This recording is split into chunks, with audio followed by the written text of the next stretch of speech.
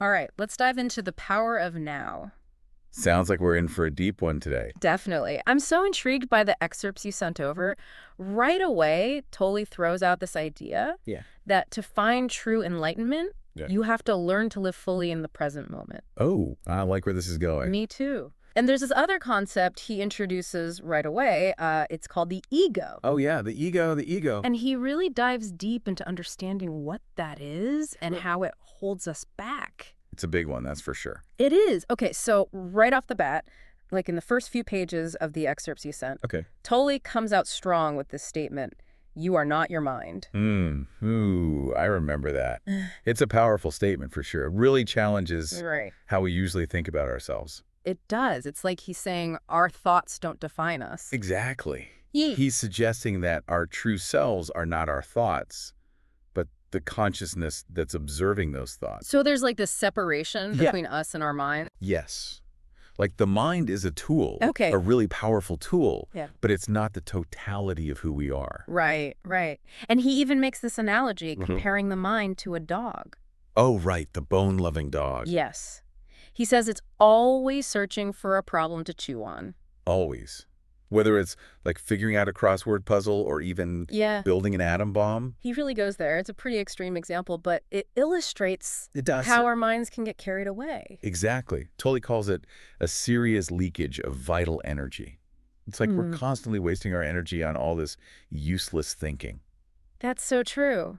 Have you ever noticed how much of your thinking is just Oh, all the time. repetitive and pointless? It's incredible when you start paying attention to it. Yeah. Like, how much mental energy do we waste on worries Right. that never even come true or replaying past events over and over again? It's like our minds are stuck in a loop. It is. Yeah. And Tolle's point is that all this mental chatter keeps us from experiencing the fullness of life, the richness of the present moment. So, if we're not our minds, who are we? That's the million-dollar question. Tolle suggests our true identity lies in being, in the pure consciousness that observes the mind. Ah, okay, so there's this realm of the now where our true selves reside. Exactly. And this is where he introduces the concept of the ego. Okay, the ego. Now, this is where it gets really interesting. He describes it as this false self Yeah. created by identifying with the mind. It's almost like this separate entity within us that's constantly seeking validation. Oh, totally. Yeah. It's always comparing itself to others, Yeah. always feeling threatened, never quite good enough. And it thrives on drama. It does. It's like it needs that constant conflict and turmoil to feel alive. It's like it's afraid of stillness. Yes. It's afraid of that quiet space where we can actually connect with our true selves. You know, it's interesting because Tolle points out that even the most outwardly confident people, Oh, I know you, man. it can have really fragile egos. Right. It's almost like they're overcompensating for Yeah. a deep sense of It insecurity. makes you wonder if all that outward bravado is just a mask. It could be, because as Cully says, the ego is fundamentally rooted in fear. Fear. And that fear manifests in the body as this Right. constant undercurrent of anxiety. Have you ever felt that, like this underlying sense of unease, even when things are seemingly going well? All the time. It's like this nagging feeling that something is wrong, even when there's no obvious reason for it. Maybe that's the ego at work, subtly influencing our experience. It's definitely something to consider.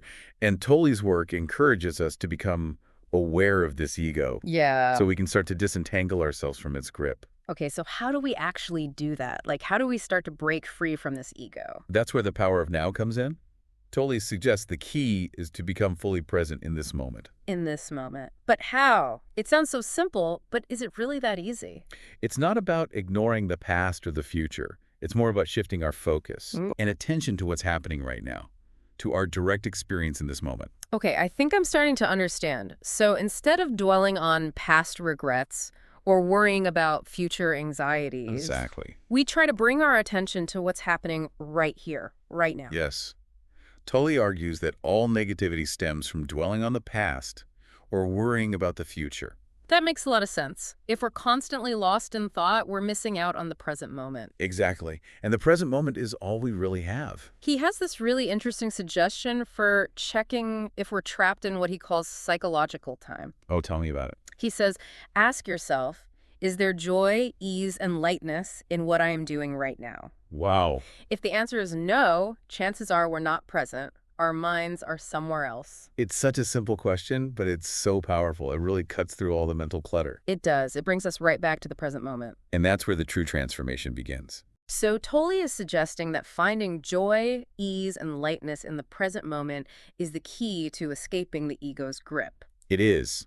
It's about shifting our focus from the mind's endless chatter to the peace and stillness that's always available to us in the now. It's a pretty radical idea, but it's also incredibly liberating. It is, and this is just the beginning. Tolle goes on to explore so many other fascinating concepts in The Power of Now. Okay, so we've got this ego that we need to become aware of and eventually detach from. Yes. And we've got this idea of the present moment, this now, that we need to tap into. Exactly. But there's another layer to this, right? He introduces this concept of the pain body, this reservoir of past emotional pain that we carry around with us. Yes.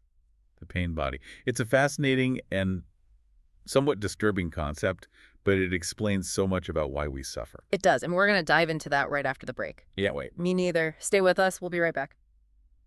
Okay, so before the break, we were talking about the pain body, this collection of past emotional pain. It's heavy stuff. It is. Tolle describes it as this energy field, almost like an entity that we carry around with us. It's like a shadow self. It is, and it can really wreak havoc on our lives. Oh, absolutely. It can sabotage our relationships, undermine our happiness, and even manifest as physical illness. So it's not just psychological. It's not. Tolle suggests that the pain body has a physical component as well. And what's really interesting is that he says the pain body can lay dormant for periods Right. and then suddenly wake up. Yeah, like a sleeping monster. And when it wakes up, it can hijack our thoughts and behaviors. Totally. It can make us say and do things we later regret. It's like we're not even in control. It's like being possessed by our past pain. And he describes it as this energy field that feeds off any experience resonating with its own pain. Right. It's like it's looking for any opportunity to re-experience that pain. So it might latch on to anger, drama. Yeah, or even seek out situations that will cause us pain.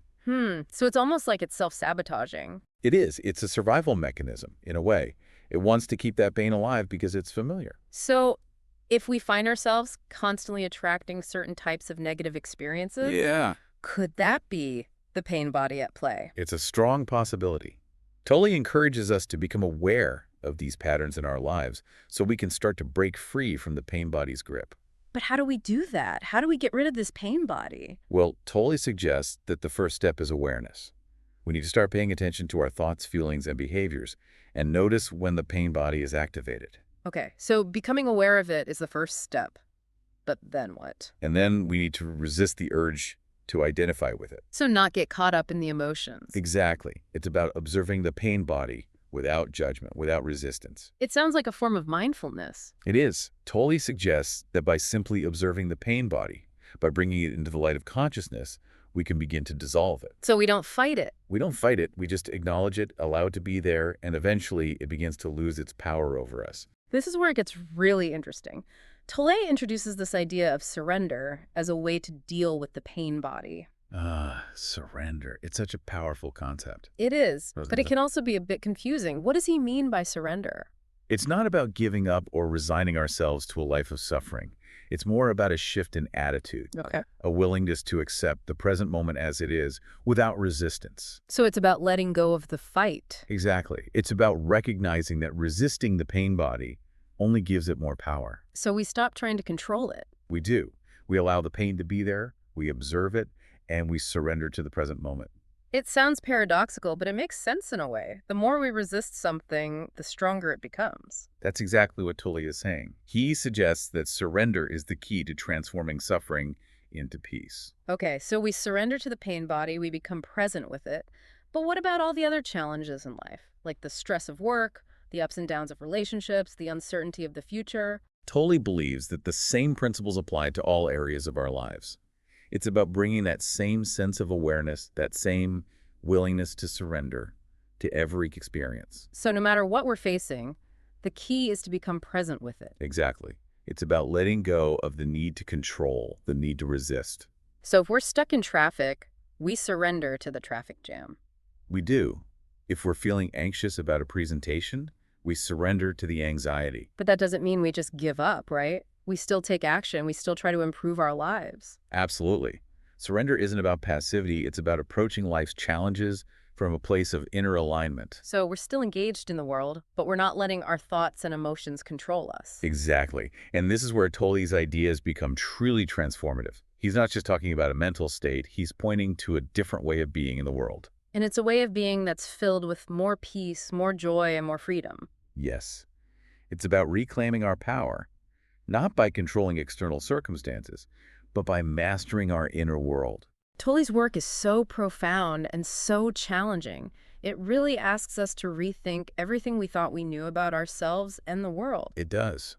But it's also incredibly empowering. It reminds us that we have the power to choose how we experience life, no matter what challenges we face. It's been an incredible journey exploring these concepts with you, and I think we've only just scratched the surface of what Tolle has to offer. There's so much more to discover in the power of now, and I encourage everyone listening to pick up a copy and dive in for themselves. It's definitely a book that can change your life. It changed mine. And one of the most fascinating aspects of Tolle's work is his exploration of what he calls portals. Portals, tell me more about that.